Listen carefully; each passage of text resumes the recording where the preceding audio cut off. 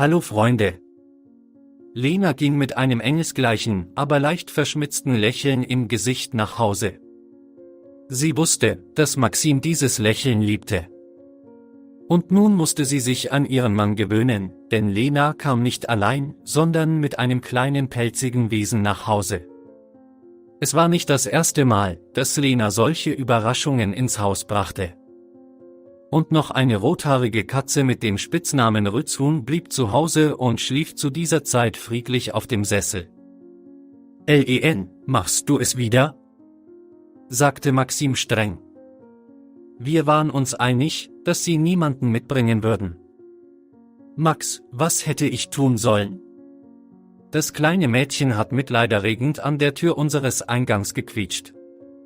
Sie wäre über Nacht in der Kälte erfroren. „Keine Sorge, sie wird nur eine Nacht bei uns bleiben, morgen werde ich bringe sie ins Tierheim", sagte Lena und zeigte ihr bezauberndes Lächeln. Sie wusste ganz genau, dass ihr Mann nicht böse sein konnte, als er sie lange ansah, und benutzte ihre weibliche Waffe. Max musste nachgeben. Sie einigten sich darauf, dass die Katze in der Wohnung bleiben würde, allerdings nur für eine Nacht, wie Lena versprochen hatte. „Welchen Namen sollen wir ihr geben?" „Wie wäre es mit Murka?" fragte Lena beim Abendessen kokett. „Was meinst du damit, welchen Namen sollen wir ihr geben? Warum sollten wir ihr einen Spitznamen geben, wenn die Katze eine Nacht bei uns bleibt?"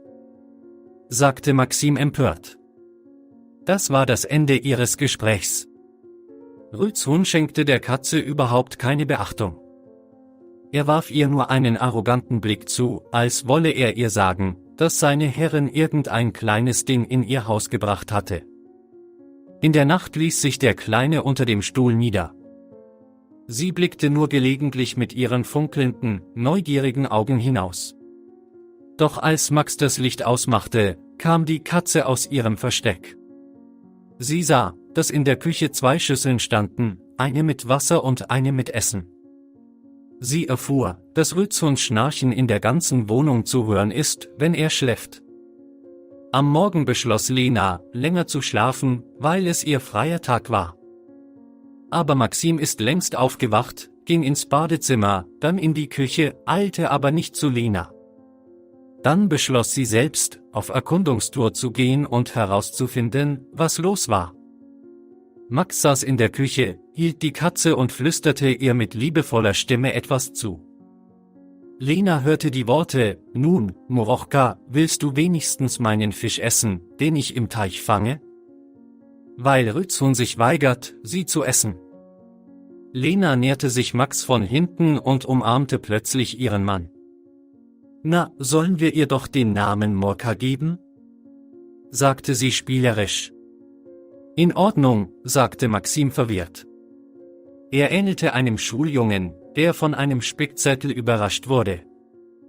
Natürlich hatte niemand Murka ins Tierheim gebracht.